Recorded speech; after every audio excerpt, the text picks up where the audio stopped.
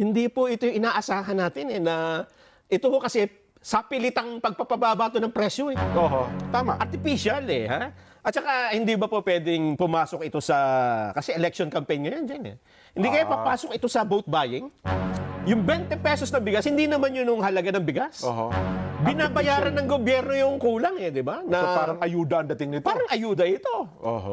Inihingi nyo ba yan ng exemption sa COMELEC? Kasi kapag ang presyo ho ng bigas napakababa, ang una hong naghihirap dyan, magsasaka. Totoo. Good morning po sa inyong lahat, mga kababayan po namin at mga mahal po namin taga-subaybay sa Luzon, Visayas at Mindanao. At maging sa ating mga taga-subaybay at mga kababayan na mga OFW na patuloy po na sumusuporta, tumatangkilik at laging nandyan na sa sumusubaybay po sa atin. Sana po ay nasa mabuti po kayong kalagayan.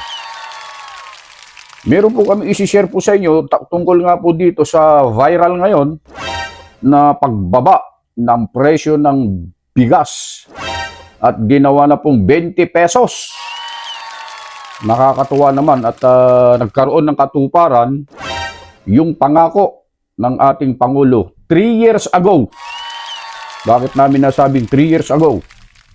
Ito po ay pinangako niya kung hindi po kami nagkakamali at kung inyong matatandaan, ipinangako po ng ating Pangulo ito noong panahon ng kampanya sa pagkapresidente. Nung nangangampanya siya noon, pinangako niya po yan na gagawing 20 pesos po ang presyo ng bigas.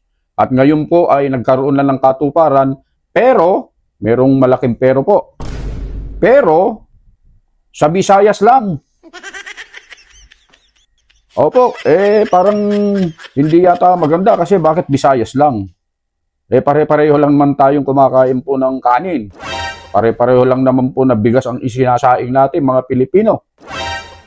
Hindi kaya't ito'y may kulay ng politika po ito o ginawa lang po ito para po sa pangangampanya.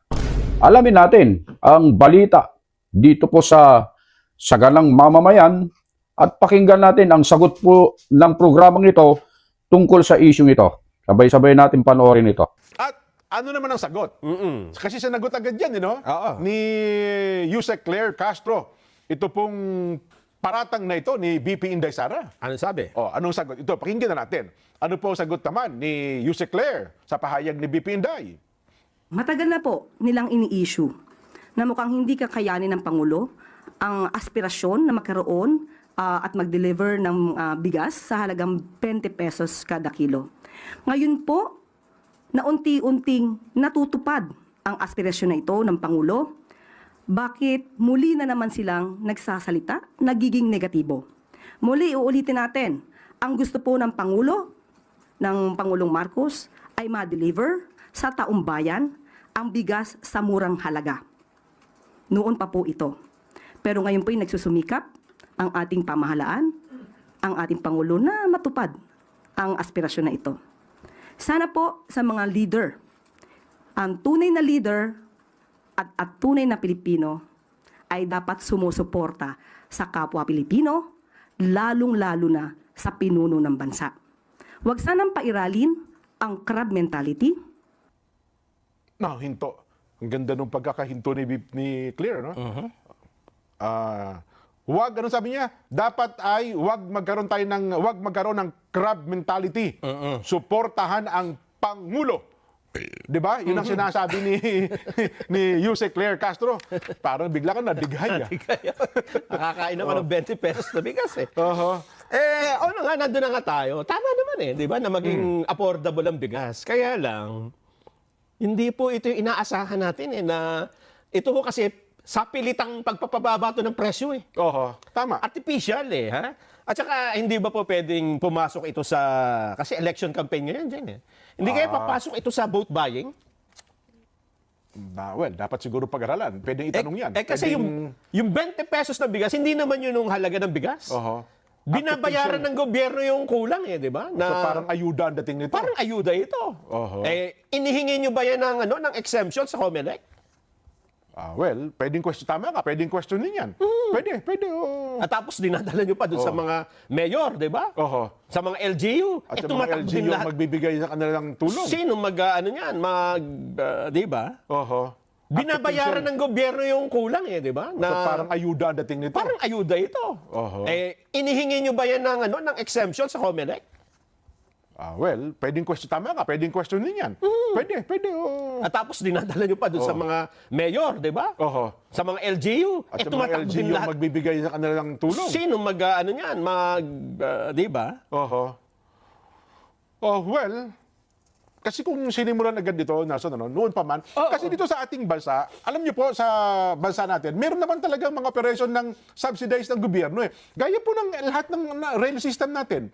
MRT, LRT, yan po ang binabayaran natin diyan, kalahati lang ng dapat talagang bayaran. Oo. 'Di ba? Kung itama niyo po yung figures namin, subsidized po tayo ng gobyerno diyan. 'Di ba? At marami pa pong mga proyekto ng gobyerno ngayon na may binabayaran ng tao, pero hindi po yung actual ng sabihin magkano talaga dapat ibayad, kundi may share po ang ating pamahalaan. Yes. At kung dito man po sa usaping ito ng bigas, sapagkat marami pong hindi nakakabili ng presyo, kung ito'y mataas, 40, 50, etc., ano bang magiging masama kung sabihin natin, ito pong bigas na ibinebenta namin sa inyo, sa murang halaga ay subsidized po ng gobyerno. Sa halip na ito po'y bilihin ninyo ng 45 pesos, 50 pesos, mabibili nyo na lamang po ito ng 20 pesos. Ibig sabihin, kada kilo, gumagastos po ang gobyerno dito ng 20 o 25. Yun naman talaga ang trabaho ng NFA, di ba? Ang NFA man po, subsidize yan ng gobyerno. Kasi ang NFA, hindi naman yan nilikha para kumita ang pamahalaan di ba? Kundi kaya ang NFA nilikha para tumulong, magpalugi talaga ng kanilang mga binibili ng palay sa mga magsasaka kahit noon pa mang una. Yan naman talaga ang trabaho ng NFA, di ba? So anong magiging masama kung sasabihin ni Yuse Claire Castro, itong binibenta natin ay sa tulong po ng gobyerno para may sakatuparan po ang pangako ng Pangulong Bongbong Marcos. Hindi po talaga yan ang aktual na presyo niyan. Di ba? Pero artificial po yan. Unti-unti po siguro tutulungan natin ang magsasaka para mapababa ang kanilang gastusin. Di ba? Siguro, dati po ay nagsasubsidize tayo ng 20 pesos per kilo. Ngayon po, 5 piso na lang. Kasi bumaba na po ng bumaba ang gastos ng mga magsasaka. Di ba? Pwede naman siguro ganyan, di ba? Pwede naman. Wala namang sama. Ano ba masama? May komplikasyon lang yan kung kumpara natin sa trend dyan, ha? Okay. Kasi pagka sinasubsidize nila ang pamasahe na mga sumasakay sa LRT, sa MRT, wala naman silang kakompetensyang mga mahihirap na nagpapatakbo na ng tren. Tama, oo. Diba? Na maapektuhan. Dito, ang maapektuhan po dito ay yung mga magsasaka na nagtatanim ng palay at nagbebenta ng palay. Yes, kapwa Pilipino yan. Kasi nagiging kompetensya ho ninyo sila sa presyo Siyempre sa kanila palay, ibebenta nila yan ng hindi pwedeng mababa sa 20. Oo. Di ba? Kasi Siyempre, lulugi sila. talaga. Paano sila makakakompete sa 20 pesos na bigas samantalang sa kanila, palay pa lang, 20 pesos na. yan ang magiging problema.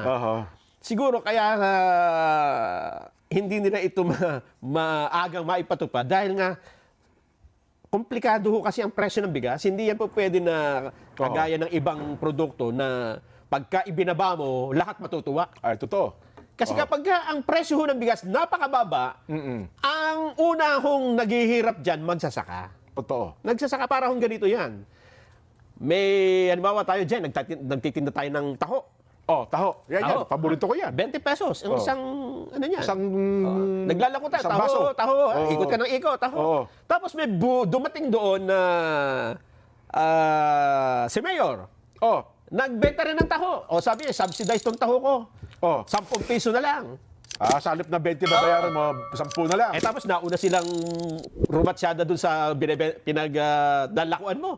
Di bumili na lahat, 10 lang Pagdating mo doon, ikaw naman, taho, magkano yan? 20? Ba't kami bibili niya? May 10 piso. Ayun na nga.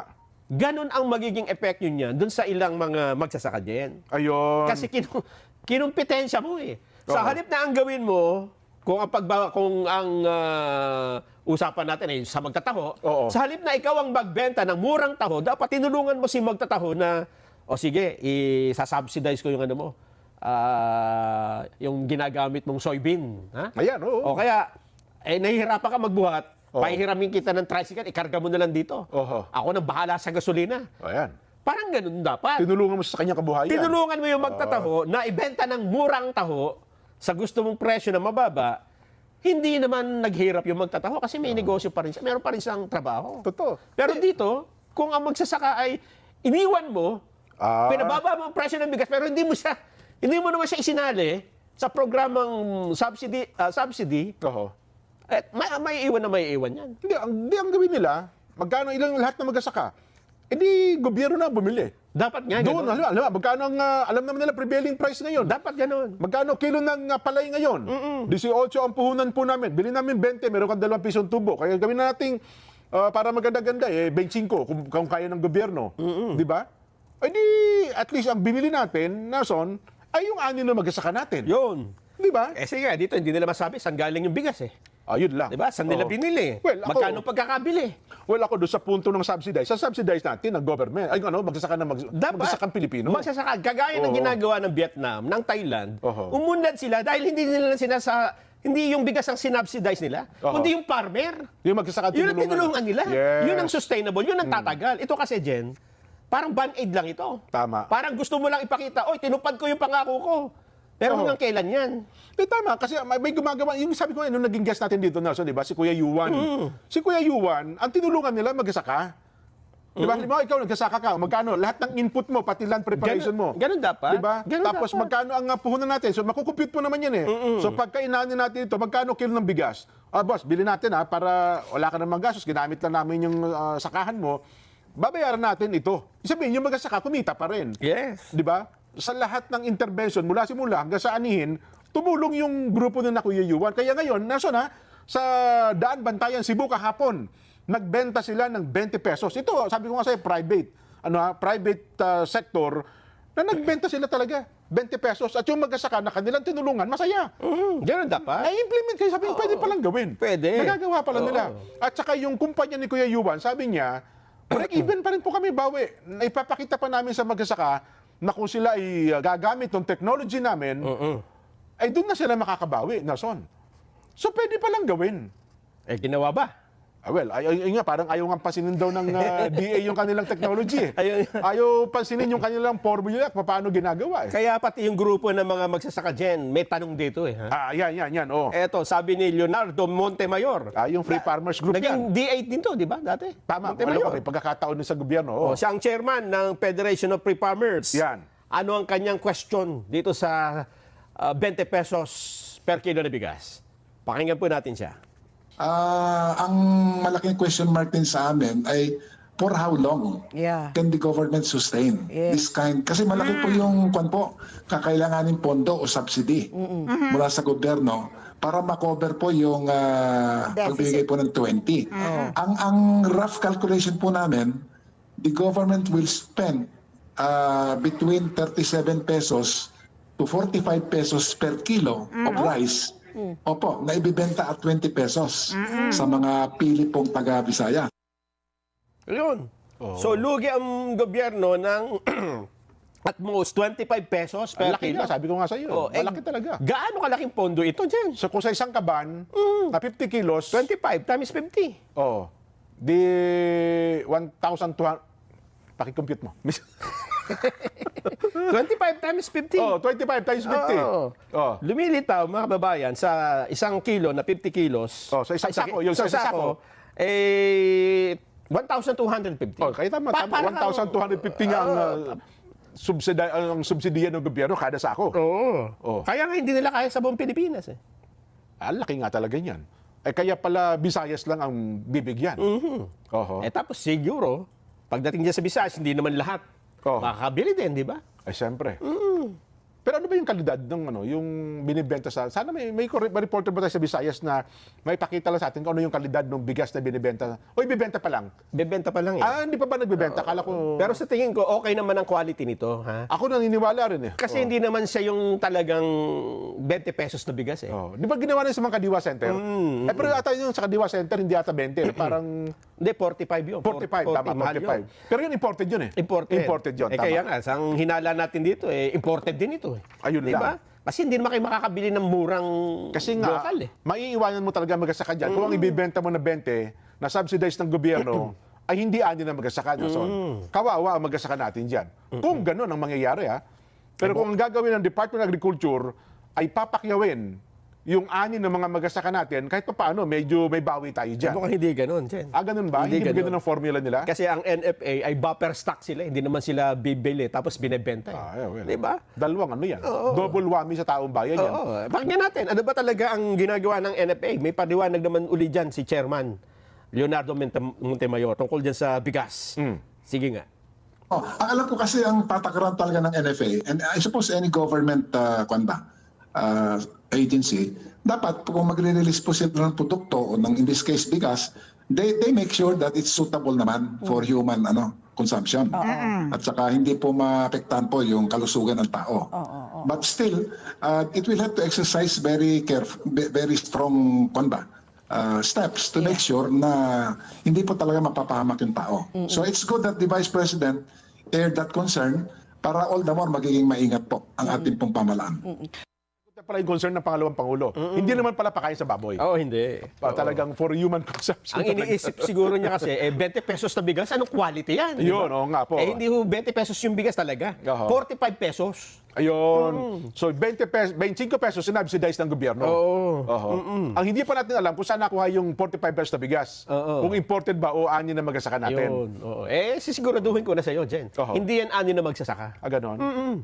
So dahil ba sa nakukomentaryuhan natin, kung babalikan natin yung argumento ni Jose Claire Castro, crab mentality ba tayo? Hindi tayo crab mentality. Doon lang tayo sa totoo. Kasi ang alam namin, pagka itinuloy niyo pa yung, ewan ko kung anong itatawag natin dyan, parang ito yung fantasy. Diyan Ganun ba? Fantasy. Katang-isip ba ito? Katang-isip lang ito. Ganon. Yung 20 pesos per kilo na bigas, katang-isip lang yan. Hindi, pero sabi ni Jose Claire, matutupad na, Nelson, ang inyong mga pangharap sa buhay. Magkwentahan tayo. Okay. Gaano kadaming kadaming pera ang gagastusin ng gobyerno para makapagbenta ng 20 pesos na bigas sa buong Pilipinas? Nako. Kasi ang usapan dito, hindi naman Visayas Kasi- Ang pangako ng Pangulo, nung eleksyon, hindi naman, ako po ay magkakaroon tayo ng 20 pesos na bigas sa Visayas lang. O kaya sa Mindanao lang, kaya sa Mindanao Luzon lang. Hindi.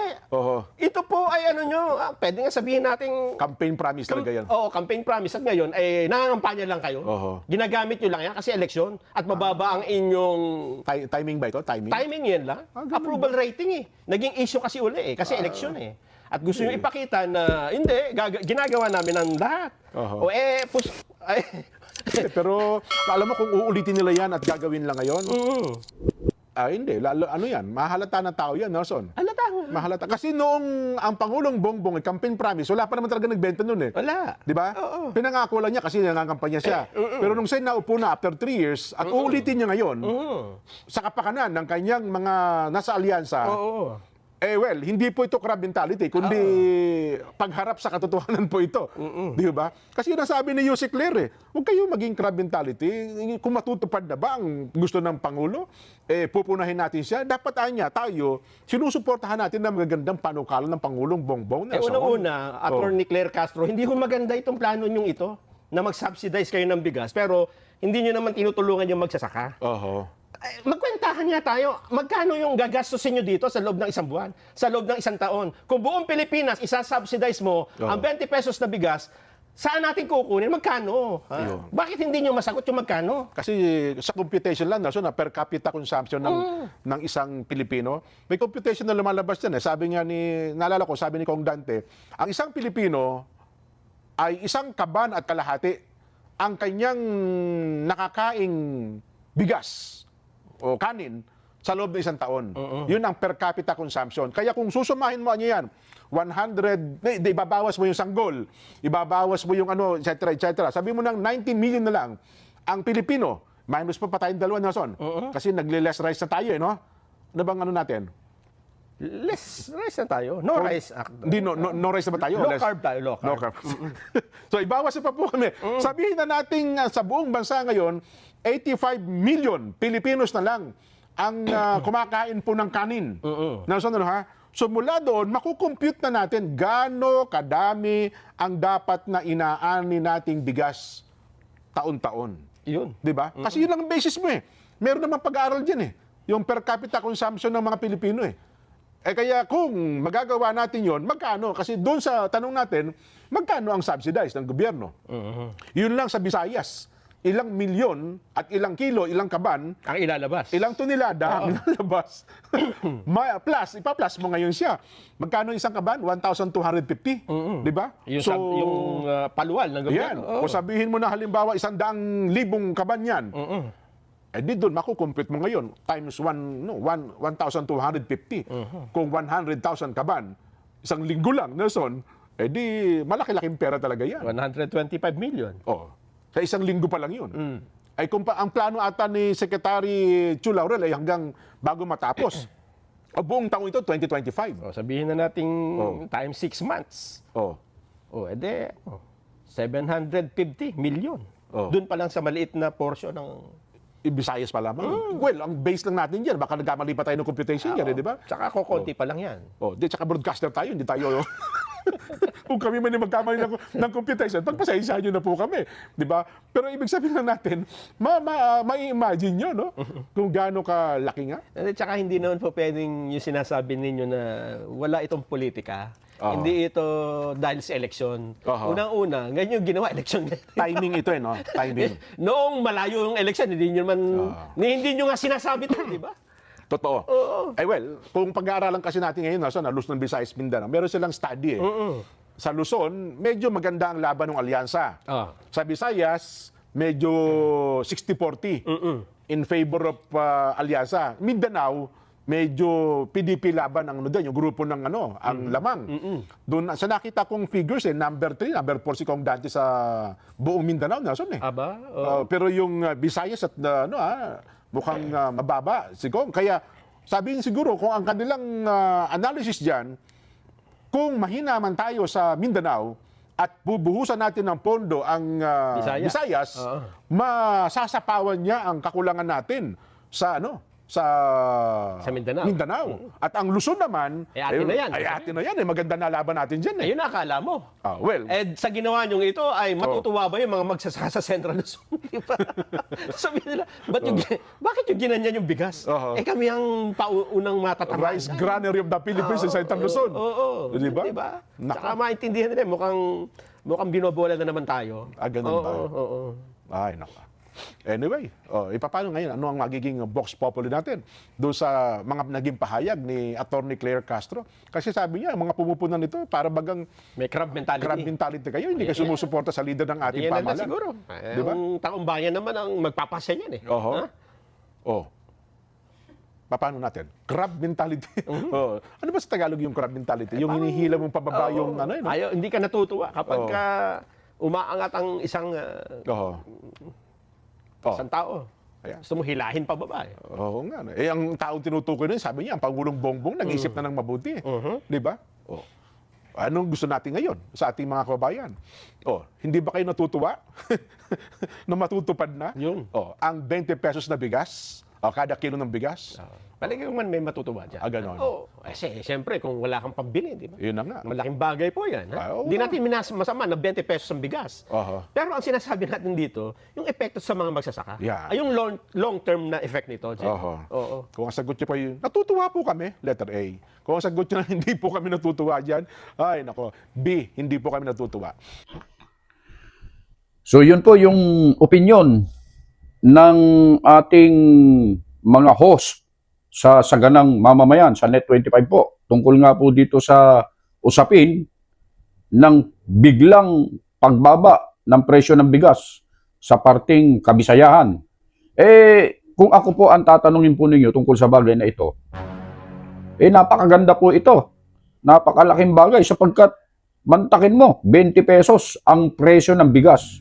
Pero, ang nakakalungkot naman po, bakit sa Visayas lang? Bakit hindi kasama ang Luzon at saka Mindanao? At ito pa po ang isang katanungan dyan. Katulad nga po ng binanggit po dito sa saganang mamamayan, bakit ngayon na itinaon sa panahon ng pangangampanya? Hindi ba't noon ay ipinangako na hindi po tayo kumukontra po dito ha? Ito'y opinion lang ng inyong lingkod. Hindi po ba't noon ay ipinangako na gagawing 20 pesos ang presyo ng bigas sa panahon ng kampanya? At ngayon ay natupad after 3 years, panahon na naman ng kampanya. Hindi po kaya may kulay politika po ito? At hindi po kaya tulad po ng sinabi po ng saganang mamamayan sa ating mga broadcaster, hindi po kaya lumalabas na ito ay vote buying na hindi halata? Bakit po? Inuulit po namin, hindi po kami kontra, hindi po kami tutol sa pagbaba po ng presyo ng bigas na ginawang 20 pesos sa Visayas. Pero ito po ang nakakalungkot po rito at ang apektado po rito, yung mga kababayan po nating mga magsasaka. Bakit po? Kasi hindi naman po 20 pesos. Wala naman pong ganong kalakaran. Paano po nila maibebenta ngayon yung kanilang mga ani sa ganong presyo? Di malulugi po sila. Sa halip na matuwa po yung mga kababayan natin dito sa nangyaring ito, mga kababayan at mga mahal po naming taga-subaybay, baka lalo pa silang magalit. Lalo na po dito sa bahagi ng mga farmers, sa mga magsasaka ng mga kababayan natin. Kasi po, mantakin po ninyong 20 pesos ang benta ng bigas. Samantalang napakahirap ng kalagayan ng ating mga magsasaka. Hindi po pwede na ganun na lang ang presyo ng bintahan po ng palay. Napakarami pong mga magsasaka po sa buong Pilipinas. Apektado po sila sa nangyaring ito. Kaya mga mahal po naming taga-subaybay, dapat pag-aralan po ito ng gobyerno. At syempre, dapat isaalang-alang po nila yung mga magsasaka na mga kababayan po natin. Sapagkat katulad nga po ng aming sinabi kanina, sila po ang malaking maaapektuhan po nito. Hindi po sila matutuwa rito. Sigurado po yan. Sa halip na matuwa sila ay magagalit pa po sila sa administrasyon. Sapagkat hindi po ganito ang kalakaran. Hindi po ganito ang presyohan ngayon ng pagbibenta ng palay para sa mga magsasaka.